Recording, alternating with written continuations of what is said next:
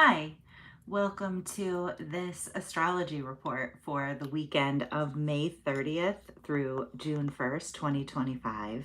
Excuse me as I try to get this amateur setup set up. Okay, I think we are good. I'm doing things a little bit differently this weekend and coming on Friday night rather than Saturday morning. I really do think that the energy sort of switched over into weekend, a different vibe once the moon moved into Leo here. That moon in Cancer was a little bit intense. I think especially on Wednesday was was a little bit of a challenging day as the moon was making all of those connections to the planets in Aries. Anyway, I wanted to do it a little bit differently this weekend and chat about the astrology of the weekend ahead on Friday night. So I hope that everyone is doing well. I hope you're getting through this Gemini season um, okay. It's a busy time. For the last few astrology reports that I did live, I focused a lot on the busyness of Gemini season. And I think by this point, by May 30th, we're a solid week and a half in to the Gemini season, and especially potent one. The busyness has sort of started to catch up with us in some ways, and you may feel sort of tired this weekend. Like it's just all been a lot the last week and a half, and you're really needing to slow down. It's a good weekend to go to bed early. Whether you're able to do that or not with everything going on is sort of a different story, but it is sort of a good weekend to go a little bit slowly because there's just been so much going on and get a little bit of rest. I always find Gemini season to be tiring. It's very active. Part of the reason for that is that there's often two of things.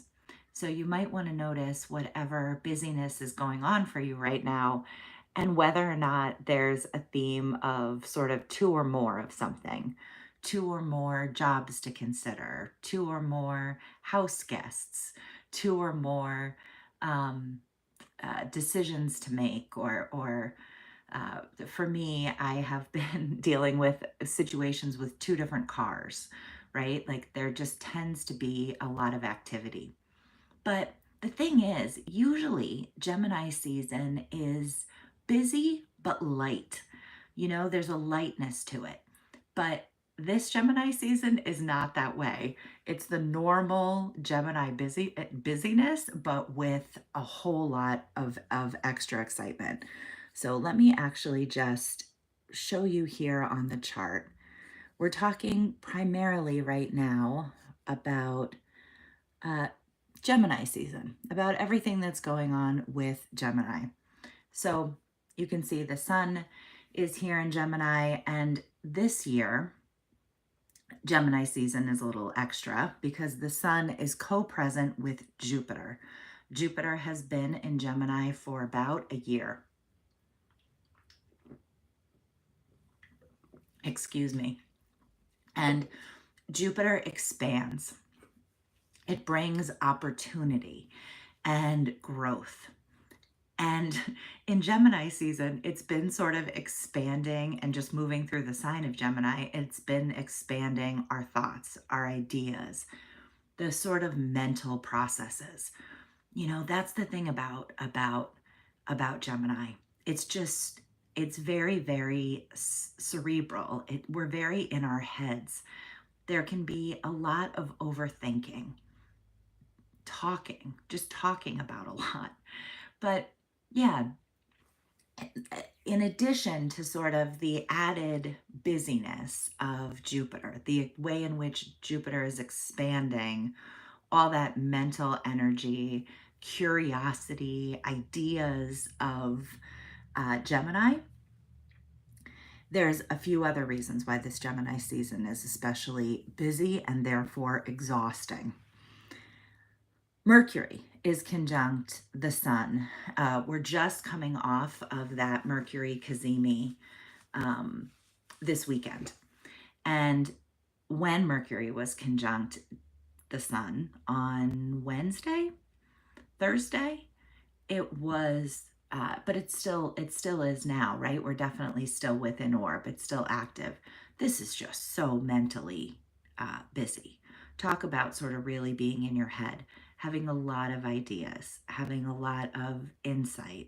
Communication can really be heightened. You know, it's a great time to socialize. It's a great time to have long talks. But this is part of why we're so tired, um, possibly. If you're lucky, that's part of why you're so tired, because you've been socializing a lot and you've been having a lot of great conversations. There can be a lot of different things that come up with this Gemini season. Because I have to add something else to the chart here,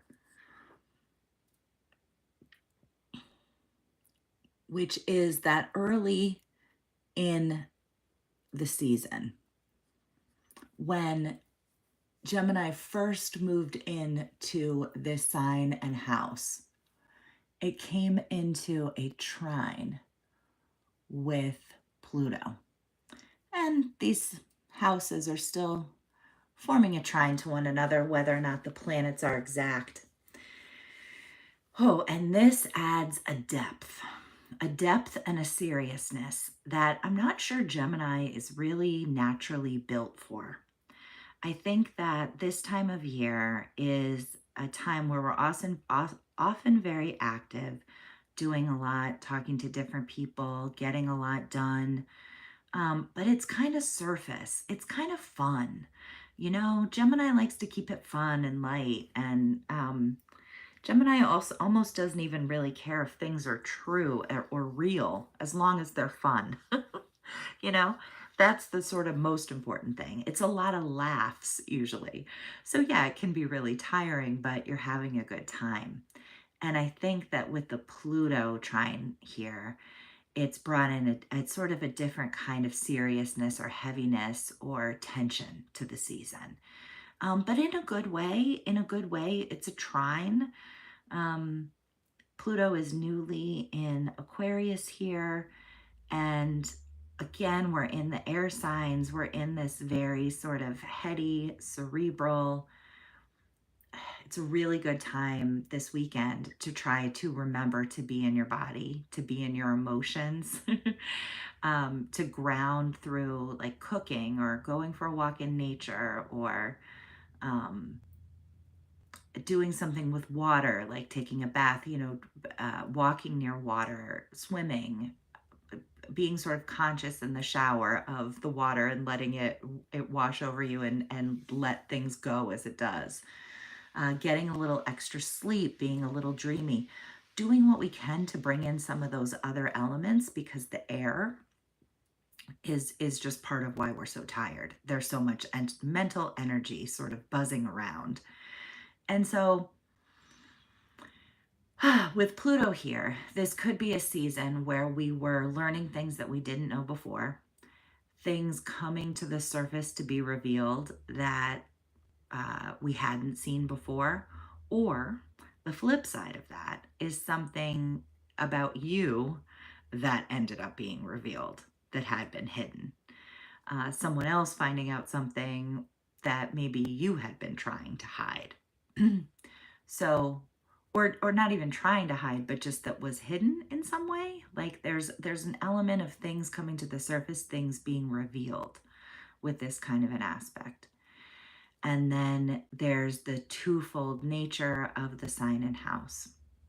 There's just so much new stuff going on in the sky right now, too. You know, we have Saturn and Neptune over in Aries, and they form, um, let's see, get this on the chart as well. I hope that if you enjoy learning astrology, um, that it's fun to follow along with the charts. And if that isn't for you, that that you just are enjoying listening to the astrology, and you can sort of pay minimal attention to the chart itself. That's kind of my hope with the way I do these videos. So yeah, with Saturn and Neptune newly in Aries, this is a very fresh energy as well. And I think that the end of Saturn in Pisces was a little rough about a week ago. Last weekend, Memorial Day weekend, endings, letting things go, coming to sort of realizations, taking responsibility. You know, there can be heavier themes when Saturn is involved, that's for sure. And now Saturn is newly in Aries, and we're sort of adjusting to that energy shift, and it's a big energy shift. With Neptune right there, it sort of just adds to kind of our inability to really grab onto what's happening in like a firm or real way. I think that yeah, everything's sort of a little bit blurry right now. It's hard, as busy as everything is, as much as is going on. It's also sort of a little difficult to see exactly. Neptune really does blur things, and it's a thing with Neptune where sometimes during the transit, it's hard to identify exactly what it's about. It's much easier to decipher after the fact. It's just kind of a funny thing about Neptune where it's hard to understand and it brings a fogginess with it. And there's so much that's happening right now that's being touched by this because these planets are in a sextile to Pluto and in a sextile to planets when they first move into Gemini. So, this is a weekend where the busyness may feel like it's catching up with you. You may feel like you've had a whole lot more going on than you realized. Things may have been coming to the surface that you weren't necessarily ready for. You may feel like we are promptly shifting into a new era. There are different things going on now than were going on a month ago, and that will be even more true as we continue to move forward. And it might feel like it's a good weekend to try to steal a little rest wherever you can because we've been going, going, going, and we're tired by this point, and we're only about 10 days into the season. I do think that it slows a little bit now and that we're having a bit of a chance to integrate everything, but it's still Gemini season. It's still really busy. So, um, please check out my channel. May and June horoscopes are really relevant right now, uh, and they are best read for your rising sign. Thank you for being here. I hope you have a wonderful weekend. Go to bed early. Talk to you later.